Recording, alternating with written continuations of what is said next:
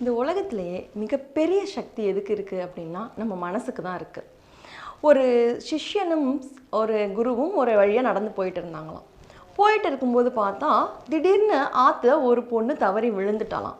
விழுந்த உடனே அந்த சீடன் என்ன பண்ணாங்களாம், வேகமாக அந்த தண்ணிக்குள்ளே குதித்து நீச்சல் அடித்து அந்த பொண்ணை எடுத்து தன் தோள் மேலே தூக்கி போட்டுக்கிட்டு கரையில் அந்த பொண்ணை வச்சு முதலுதவி அதெல்லாம் கொடுத்து அந்த பொண்ணை காப்பாற்றினாங்களாம். இதை குரு பார்த்துட்டே இருந்திருக்காரு. பார்த்துட்டே இருந்துட்டு ஆசிரமத்துக்கு போயிட்டு ஒரு 2 நாளாக என்னன்னே தெரியல, அந்த குரு சிஷ்யன்கிட்ட ஒழுங்காகவே பேசலையாம்.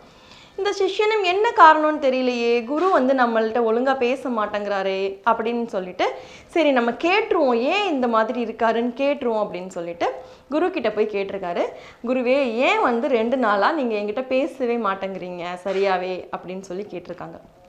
உடனே அதுக்கு அந்த குரு சொன்னாராம், நம்மெல்லாம் துறவரம் பூண்டிருக்கோம். ஸோ நம்ம ஒரு சன்னியாசியாக இருந்துக்கிட்டு நீ போய் எப்படி ஒரு பொண்ணை தொட்டு தூக்கி உன் தோளில் சுமந்து அந்த பொண்ணுக்கு முதலுதவியெல்லாம் கொடுத்து அதை காப்பாற்றி, இது முற்றிலும் நம்மளோட எதுக்கு புறம்பானது இல்லையா? நம்ம பெண்களை எல்லாம் தொடக்கூடாதுன்னு உனக்கு தெரியாதா அப்படின்னு சொல்லி அவர் சொன்னாராம்.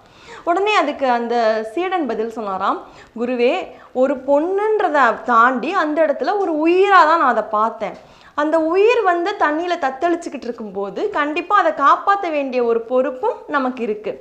ஆக நான் எப்போ அந்த பொண்ணை என் தோல்லேருந்து இறக்கி வச்சனோ அப்போவே அந்த பொண்ணை நான் மறந்துட்டேன். ஆனால் நீங்கள் 2 நாளாக அந்த பொண்ணை பற்றின விஷயங்களை உங்கள் மனசில் சுமந்துக்கிட்டே இருந்திருக்கீங்க. ஆக நீங்கள் பண்ணுறது தான் குருவே பெரிய தப்பு அப்படின்னு அந்த சீடன் சொன்னாராம். இது மாதிரி தாங்க நிறைய விஷயங்களை நம்ம தேவையே இல்லாமல் மனசுக்குள்ளே போட்டு அதை பற்றி குழப்பிக்கிட்டே இருக்கோம். இந்த உலகத்திலேயே மனிதனை வீழ்த்தக்கூடிய ஒரு மிகப்பெரிய சக்தி எதுக்கு இருக்குது அப்படின்னா நம்ம மனசுக்கு தான் இருக்குது.